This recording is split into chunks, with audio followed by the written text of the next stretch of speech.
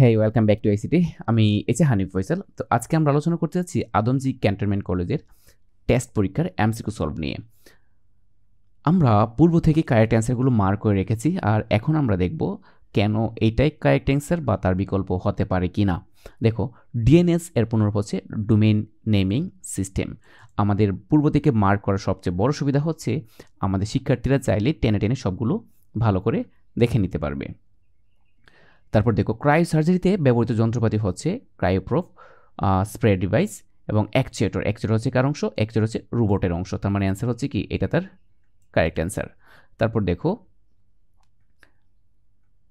Bio informatics জড়িত জীববিদ্যায়, পরিসংখ্যান, বিজ্ঞান সব কিছুতেই আসলে বায়ো ইনফরমেট্রিক্স জড়িত।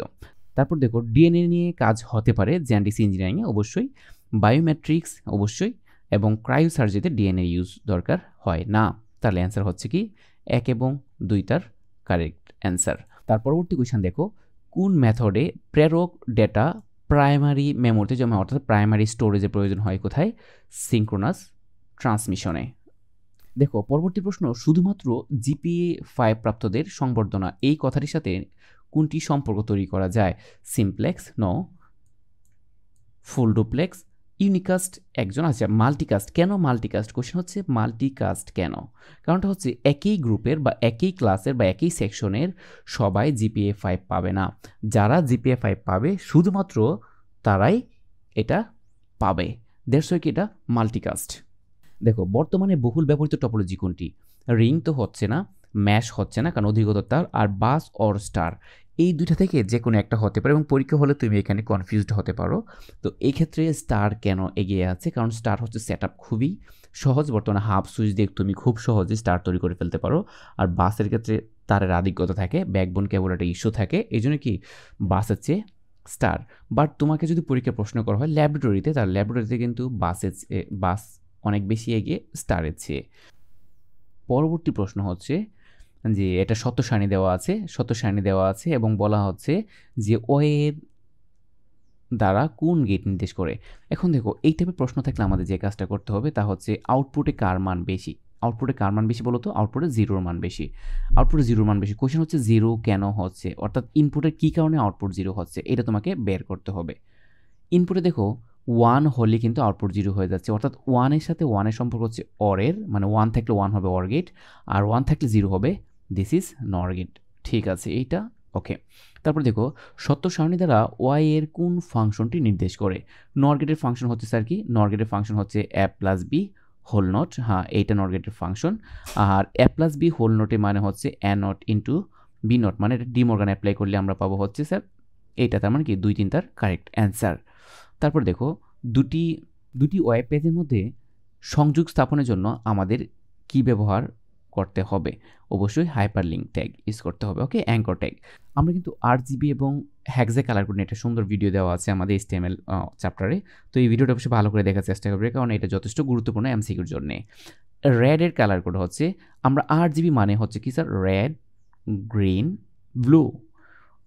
এখানে দেখো, আর এর ভ্যালু যদি হায়েস্ট থাকে তাহলে এটা রেড কালার হবে, যদি মাঝখানে কালার যদি হায়েস্ট 255 থাকে তাহলে এটা গ্রিন হবে, আর ব্লু যদি 255 বাকি সবাই 0 থাকে তাহলে সে পিওর ব্লু কালার হবে। তার মানে 3টা কালার তুমি চাইলে সহজে শিখে যাচ্ছ। আরজিবিতে ডেসিমালে হায়েস্ট ভ্যালু হবে 255, ওকে, যা হেক্সাডেসিমালের FF এর সমান। তার মানে 255 0 255, তার মানে এইটা হচ্ছে আমাদের কারেক্ট অ্যান্সার। তারপর দেখো, HTML ব্যবহৃত ছবির সঠিক ফাইল এক্সটেনশন হলো .jpg, .png, ডক হচ্ছে ডকুমেন্ট, সো এটা না, এটা তো answer JPG, joint photographic group, PNG, portable network graphics. তাহলে এটা হচ্ছে তোমার কারেক্ট অ্যান্সার। তারপর দেখো, নিচের কোন ট্যাগের কোনো ক্লোজিং ট্যাগ নেই? আমরা জানি এমটি ট্যাগের কোনো ক্লোজিং ট্যাগ নেই। তো এখানে প্রশ্ন হচ্ছে এমটি ট্যাগ আসলে কারা? ইমেজ একটা এমটি ট্যাগ, অবশ্যই ইমেজ এমটি ট্যাগ। ব্র্যাক একটা এমটি ট্যাগ, এইচআর কি এমটি ট্যাগ, সবাই এমটি ট্যাগ। প্রোগ্রামের ত্রুটি অংশগুলো হলো, একটা প্রোগ্রামে কী কী ধরনের ভুল হতে পারে? লজিক্যাল এরর, হ্যাঁ লজিক্যাল এরর হতে পারে, এক্সিকিউশন এরর হতে পারে, বিল্ট ইন এরর বলতে কোনো এরর নাই। তার মানে অ্যান্সার হচ্ছে 1, 2। ফন্টের নাম পরিবর্তন করতে কোন অ্যাট্রিবিউট ব্যবহৃত হয়? সাইজ না, ফন্টের যদি নাম পরিবর্তন করতে তাহলে আমাদের হচ্ছে ফন্ট ফেস, মানে ফন্টের ফেস। সাইজ হচ্ছে সাইজের ছোট বড় হিসাব, আর এটা আছে ফন্টের কালার, অর্থাৎ ফন্টের রং পরিবর্তনের জন্য আমাকে কালার ইউজ করতে হয়। এবার দেখো আমরা যদি নিচ থেকে এটা সলভ করে ফেলি, তা হচ্ছে বি এর আস্কি কোড হলো, বি এর আস্কি কোড বা স্কাই 7 কোড হচ্ছে বি স্মল বি বিগ। এখানে একটা বিষয় মাথায় রাখতে হবে, স্কাই কোডে স্মল এ মানে হচ্ছে স্যার 97 এবং ক্যাপিটাল এ মানে হচ্ছে 65। এটা তোমাকে ভালো করে মাথায় সেট করে ফেলতে হবে। অর্থাৎ এখন বলা হচ্ছে কি স্মল বি তার মানে কি 98, তাহলে 98-এর কী করতে হবে, বাইনারি মান তোমাকে নিজ দায়িত্বে বের করতে হবে। তা 90-এর বাইনারি মান কী হবে, 90-এর বাইনারি মান এখানে দেওয়া আছে যেহেতু এটা আমি আর বের করলাম না। হ্যাঁ, তুমি নিজ দায়িত্বে 1 2 4 8 16 দ্বারা বের করে নিতে পারো। অথবা দেখো এখানে আমরা বের করে নিতে পারি 1, এটা হচ্ছে 1, এই যে এটা হচ্ছে স্যার 1, এটা হচ্ছে 2, তার মানে 2 যাবে 4 8 16 32, তারপর 64, তার মানে 64, তার মানে আসছে স্যার 64 32 আর 2, তাহলে কত আসে দেখো 8 এবং 9 98। ওকে, ঠিক আছে। তারপর দেখো হেক্সাডেসিমালের মান দেওয়া আছে এখানে, যে এ হেক্সাডেসিমাল 13 আছে, ডেসিমালের যোগফল নির্ণয়ের জন্য কতটি অ্যাডার লাগবে। তাহলে দেখো এখন এই ক্ষেত্রে এটা হচ্ছে বাইনারি অ্যাডার থেকে প্রশ্ন আসছে। বাইনারি অ্যাডার কিন্তু ময়মনসিংহ বোর্ড 24 সালে একটা প্রশ্ন আসছিল। সো বাইনারি অ্যাডার খুবই ইম্পর্টেন্ট তোমাদের জন্য, তোমাদের বিশেষ করে 25-এর ফাইনাল পরীক্ষার জন্য হাফ অ্যাডার ফুল অ্যাডার খুব বেশি গুরুত্বপূর্ণ।